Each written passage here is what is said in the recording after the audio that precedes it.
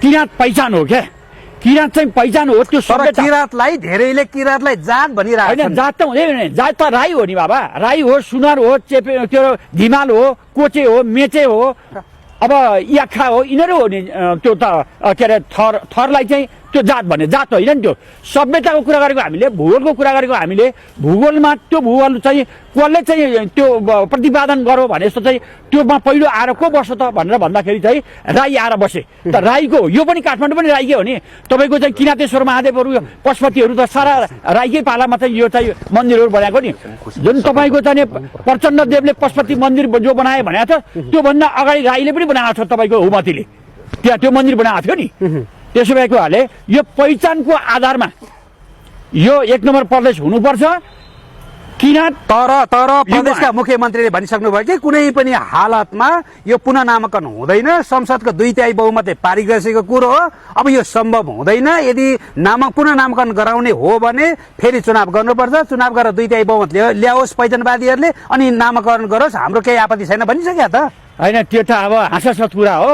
त्यो अब मनमा जे आयो त्यो अब दशालाई आएपछि मान्छेले जे भन्छ त्यो दशाको त कुनै हुँदैन। त्यो अब उहाँको चाहिँ ग्रह दशाले बिग्रिएर त्यो मति बिग्रिएर भने मात्रै हो।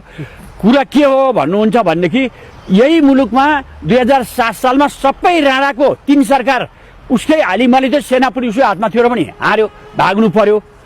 पञ्चायतमा पनि राजा वीरेन्द्रको चाहिँ हालिमाली थियो, पञ्चायत पनि ढलेर चाहिँ बहुदल ल्याउनु पर्यो। यो चाहिँ 10 वर्ष जनयुद्ध 2052 सालदेखि 2062 सालसम्मको चाहिँ 10 वर्ष जनयुद्धमा चाहिँ अब राजाले पछाडि 13 महिने शासन गरे। सबै कुरा आफैले ल्याएको थियो नि त, सेना पनि थिए, पुलिस पनि थिए, सबै कुरो थियो नि त। राज्यकै त्यो प्रान्तको कुरा होइन, त्यो प्रदेशको कुरा होइन, राज्यकै हुँदा त राजा नागार्जुन जानु पर्यो भने त्यो बिचरा एउटा कठैबाट के कसका उसले भन्यो, त्यो बोलीको दमै नभएको मान्छेले बोलेको भने त्यो कुनै अर्थ पनि छैन, त्यो पनि छैन। त्यो त्यही कुरा गर्ने हो भने त भोलि नागार्जुन राजा गए जस्तो त उसले त यिनीतिर पर्नुपर्छ। देश हो नि नेपाल, अर्काको पहिचान मेट्ने, यहाँ पश्चिममा गएर पूर्वमा अर्काको पहिचान मेट्ने मिल्छ? त्यो पहिचान मेट्न नेपाल भूमि हो नि। यो त नेपाल भूमि त ने भनेको चाहिँ त्यो अघि के छ भने ने भनेको चाहिँ भेडा, पा भनेको चाहिँ भेडाको बिक्री गर्ने ठाउँ, त्यसैलाई अपभ्रंश भन्छ नि नेपाल भएको। यो आज उसले नेमुनिबाट नेपाल भएको होइन।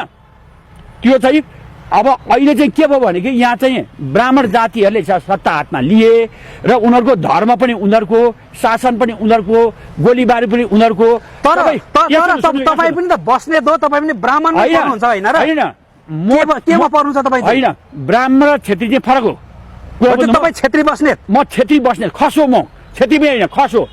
यो क्षेत्री बनाएको चाहिँ भारतवर्षबाट चाहिँ कुरा के भयो भन्नु छ नि, यो 1050 देखि चाहिँ त्यो इरानबाट चाहिँ ती मुसलमानहरू जुन आए नि, ती मुसलमानहरूको फौजले चाहिँ हुँदै हुँदै पाकिस्तान हुँदै अफगानिस्तान हुँदै पाकिस्तान हुँदै जब इन्डियामा 11औं शताब्दीमा पसे मुगलहरू के, त्यतैतिर नजाउँ सर, थर्कातिर नजाउँ, यो जातीय सद्भाव भड्काउने कुरातिर नजाउँ, फ्याक्ट कुरातिर चाहिँ जाउँ। होइन, जातीय पहिचानको मुद्दातिर मात्रै आउँदैन। जातीय सद्भाव भड्किने पनि कुरा होइन, अब सामाजिक चाहिँ सद्भाव भड्किने कुरा पनि होइन, केही होइन।